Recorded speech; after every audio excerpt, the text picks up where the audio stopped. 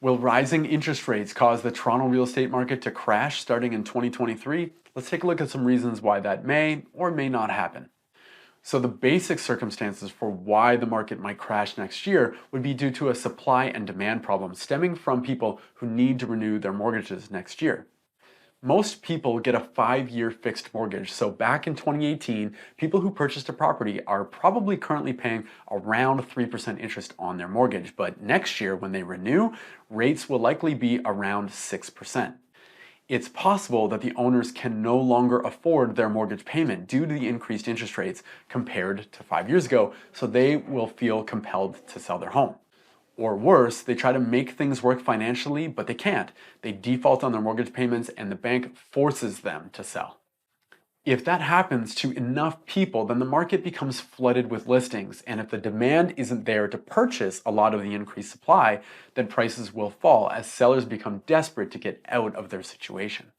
Let's take a look at some numbers to see how people's mortgage situations will change compared to their 2018 purchases. In 2018, Toronto's average home price was about $788,000 and interest rates were around 3.25%. Assuming a minimum down payment, a buyer's monthly mortgage payment would be around $3,712. Over the past 5 years, the mortgage balance would be reduced to about $656,000, so the monthly payments on that amount at 6% interest would be $4,196. So their new payments would be $484 higher per month. The question is, would a homeowner sell their home or fail to be able to make payments with an additional $500 monthly expense? My guess is no, but we have to remember that costs for a lot of things have gone up, including groceries, gas, and utilities. Now, this is just my opinion, but I believe that owners will cut back on other expenses where possible in order to continue to afford their mortgage. No more Starbucks, grocery shopping at no frills, no more ordering takeout or going to restaurants, no vacations, things like that. Here's the other thing that you need to remember. The stress test was introduced in 2018. So if someone was getting a mortgage for 3.25%, the banks were comfortable loaning them the money as if they were paying 5.25%. Now that's lower than 6, but it's not by a huge amount. Here's a chart showing mortgage payment increases for 2018 purchases that were higher than the average price. When you get to the $1 million purchase point and higher, the increased payments become much more significant. Again, these buyers were also stress tested at 5.25%.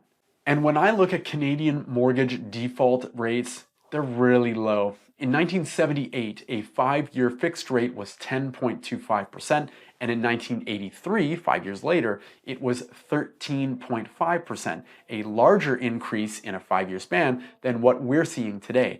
The mortgage default rate in 1983 was 0.9%.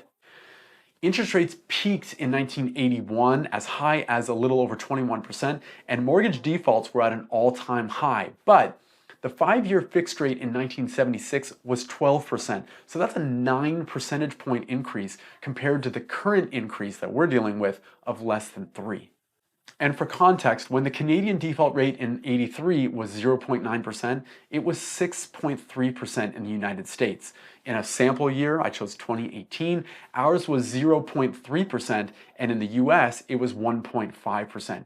Canadians have demonstrated over a long period that even in tough times, they don't default on their mortgage. So do I think a true market crash is coming? No. Will there be further declines in prices over the next 6 to 8 months? Probably, but if you go back and watch episode 235, you'll see how I feel about prices long term for Toronto and Ontario. I'm Jamie Harnish, Toronto Real Estate Navigator with Bosley Real Estate. Thank you so much for watching. I appreciate your time. If you're catching this on YouTube, if you could like this video, it'll help the algorithms kind of spread it to other people who may find it useful. And if you could subscribe to my channel to make sure that you don't miss out on any upcoming episodes.